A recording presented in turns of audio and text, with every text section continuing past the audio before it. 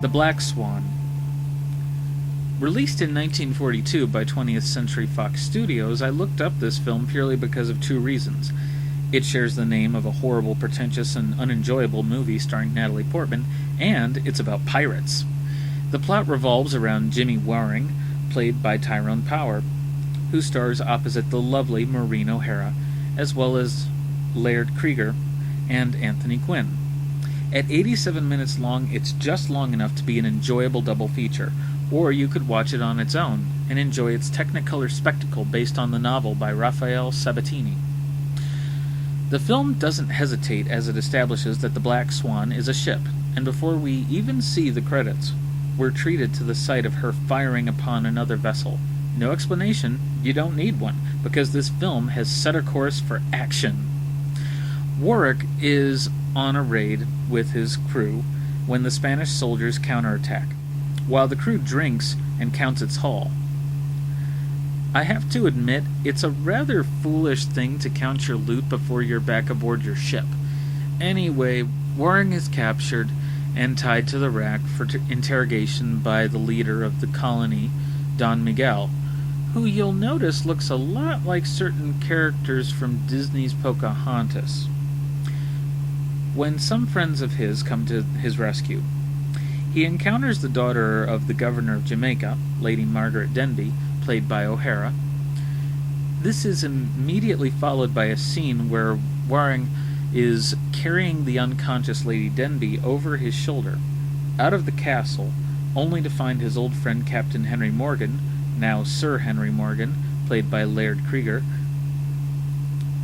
Without hesitation, Waring dumps Denby off his shoulder like a sack of flour. Obviously, this wouldn't use the real actress, but it's hilarious to imagine by the pure slapstick of it. Bear in mind that a moment ago she drew a pistol on him and bit his lip. But he was basically going to ravage her, so it's actually good writing. It's just funny as hell when you hear the thud. The joke is that as governor of Jamaica, Morgan offers his captains full pardons and 100 acres on the island of Jamaica. It's funny because some of them refuse this because they don't trust Morgan, but every pirate's dream was to have a grand estate to farm so that he could have his crewmen farm it and make plenty of money on sugarcane, tobacco, coffee, tea, and other crops that would fetch a high price in trade. Many also dreamed of being honest tradesmen and only pirated out of desperation, much like the Somali pirates of today. So Waring becomes a second-in-command to the governor and sets about mostly being a jerk. He finds Lady Denby's locket and returns it to her, but doesn't take no for an answer even though she has a fiancé. He slugs the fiancé for a knockout with one punch after he tries to kill Waring, who then insists that she'll have to choose between them. Waring then kicks the friend who rescued him from Don Miguel out of Waring's room and lies in bed, sniffing Lady Denby's old pillow. So at this point, our hero is stalking a woman he doesn't even really know, and who has a suitor. This is more of an anti-hero so far. Cut to Waring meeting Lady Denby as they're out riding on her estate. She rides away from him and falls off her horse. He comes to her aid, fetching her some water, and makes sure that she isn't hurt. Although it seems like he's just taking liberties, she sweet-talks him into monologuing, only to hit him on the head with a rock, and she limps away. Now I think the two deserve one another. Her fiancé, Roger Ingram, tells the pirate Captain Leach where to strike a rich trade ship, so as to undermine Morgan. So Morgan sends the captains, still loyal to him, to capture Leach at Tortuga, but Ingram clues in Leach again.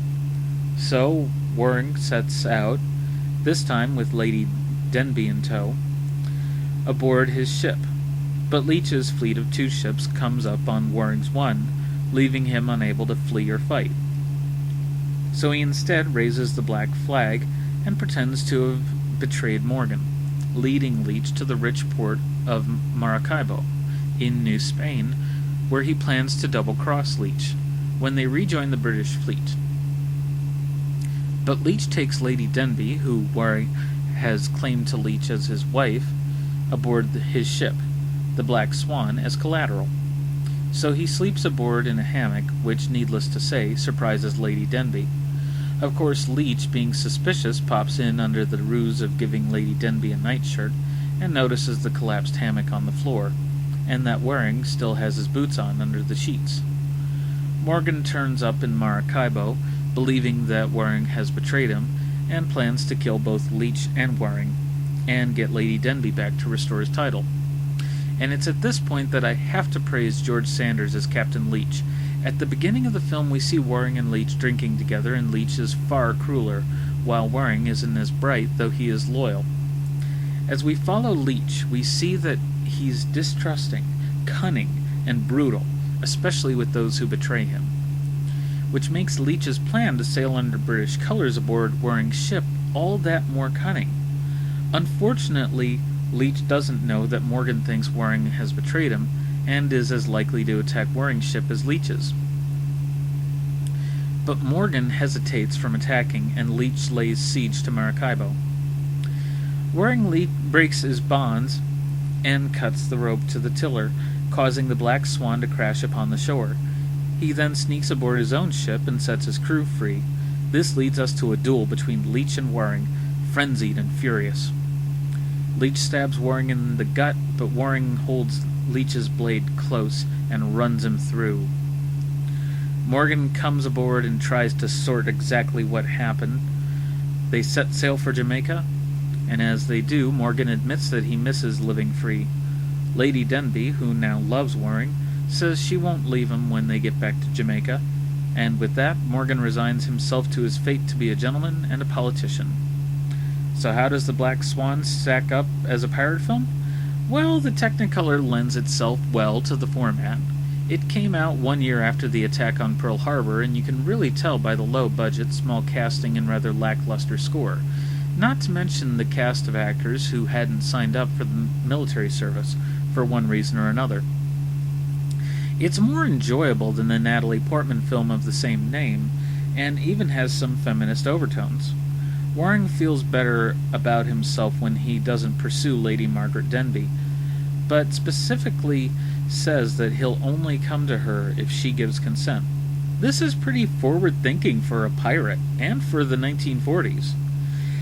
In some ways, it still places her in the heteronormative role of gatekeeper, but on the other hand, he's not pursuing her at this point, just trying to keep her safe.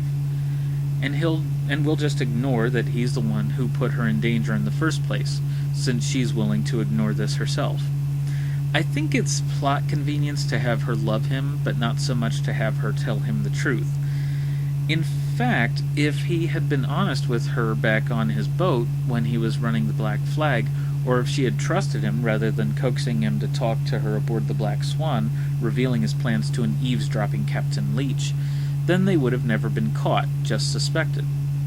Anyway, The Black Swan is a fun pirate film for an afternoon's enjoyment or an evening's diversion, and would make a fun addition to any movie nights you may plan. The Black Swan gets a 3.5 out of 5.